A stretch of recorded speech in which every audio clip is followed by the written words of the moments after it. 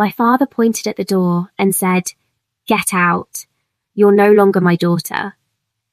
12 hours later, he was calling me non-stop, begging me not to tell the rest of the family what I'd found. My name is Sophia.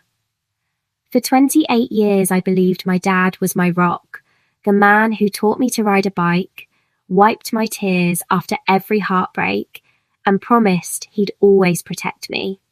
That night, the dining room smelled of roasted garlic and fresh bread, just like when I was a little girl.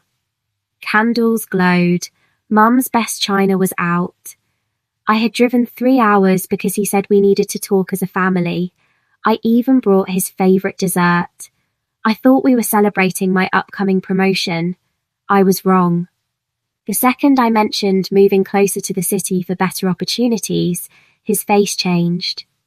"You've always been ungrateful," he snarled. Before I could respond, he stood up so violently his chair crashed backward. "Fine, you're cut off. No more money from the family trust. No more help. Nothing." Then he pointed at the door. "Get out.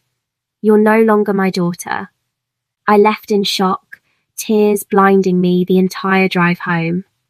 The moment I walked into my apartment, my phone buzzed with a new voicemail.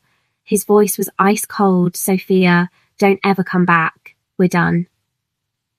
At the time, I thought Dad was just furious about my move.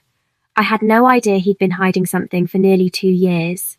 I collapsed on the couch, shattered. The man who once called me his princess had thrown me away like garbage. Everything I believed about family, about love, about safety, it all felt destroyed in a single evening. But what I didn't know was that his betrayal ran much deeper, and in just 12 hours, everything he tried to hide would come crashing down on him. The first hours after that voicemail were brutal. I played it over and over, each word slicing deeper. But I forced myself to stop crying. I couldn't stay broken. Not if I wanted answers. I remembered the password to the old family cloud drive Dad had given me years ago. I logged in, expecting maybe a few old documents. What I found instead made my blood run cold. He hadn't just gotten angry at dinner. He had been planning to erase me for months. I found emails he'd sent to relatives behind my back. In them, he called me reckless, irresponsible, and emotionally unstable. He wasn't just taking my inheritance. He was destroying my reputation, first poisoning the family against me long before that dinner. The betrayal hit like a truck. This wasn't heat of the moment. This was calculated. The man who raised me had been stealing pieces of my future while tearing down my name. Then came the real twist. While digging deeper, I found a hidden folder. Inside was a scanned letter from my grandfather, written just before he passed. Grandpa had personally added an amendment naming me as co-beneficiary of a large portion of the trust money meant specifically for me. Dad had never told me. Instead, he had been slowly transferring funds into accounts only he controlled. He wasn't protecting the family. He was stealing from it. My hands were shaking. That's when my phone rang. It was Mum. Her voice was barely a whisper. "Sophia, I kept something." I was scared, but after last night, I can't stay silent anymore. She had secretly saved copies of Grandpa's original documents and several suspicious transfers with Dad's own signature on them. I wasn't completely alone. But my brother? I thought he was fully on Dad's side. He hadn't reached out once. The pain was still there, the heartbreak of being disowned by my own father, but something stronger was rising. Anger, clarity, power. For the first time, I wasn't the scared little girl. I was the woman who was about to expose the truth. 12 hours after that voicemail, I had everything I needed. I sent the file. At exactly 11:47 p.m., 12 hours after Dad told me never to come back, I sent everything. Grandpa's hidden letter, the illegal transfers, Dad's signatures, the reputation-destroying emails and screenshots. I copied Mum, my brother, and his lawyer with one line: "We can fix this as a family, or the rest of the relatives get copies tomorrow." My phone exploded. Dad called non-stop. I finally answered. "Sophia, you don't understand what you're doing." His voice cracked with panic. "No, Dad," I said calmly. "You're the one who doesn't understand. You tried to erase me. I just made sure the truth couldn't be erased." I demanded a family meeting the next day at a neutral location, with my lawyer present. Dad walked into the room smiling like a man who thought he had already won. He sat down confidently, adjusting his jacket. For a second, even I felt doubt. My lawyer started presenting the evidence. Dad leaned back in his chair with a smug look. "You have accusations," he said coldly, "but you don't have proof." The room tensed. For one terrifying moment, I wondered if he might actually get away with it. Then my lawyer smiled. "Actually, we do."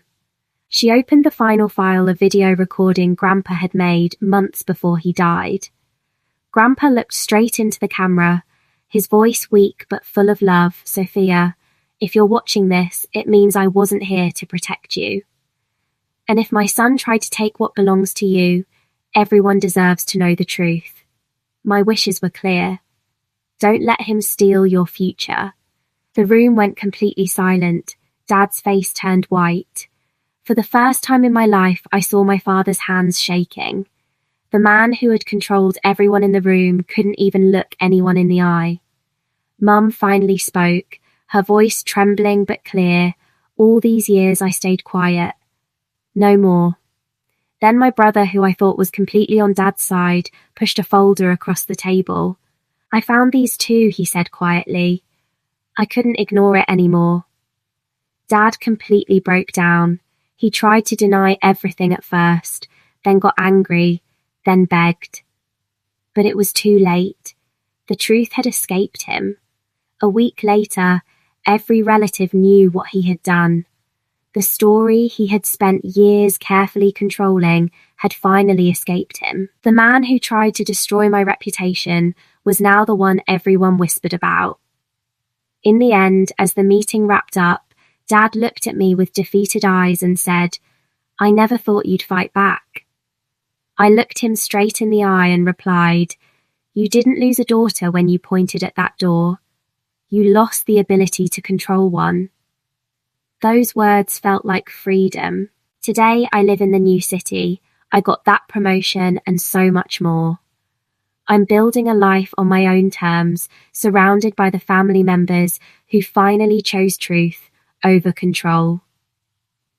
Dad and I have minimal contact, and that's okay. Some bridges aren't meant to be rebuilt. They're meant to teach you how strong you can stand when you choose yourself. If you take one thing from my story, let it be this. When someone who's supposed to love you tries to break you and destroy your name, don't beg them to stop. Gather your evidence. Find your voice. And become the person they never saw coming. Betrayal hurts, but your comeback can be even more powerful. Thank you for listening. If you've ever been betrayed by family, you're not alone. Drop your story in the comments. Let's remind each other how strong we can become.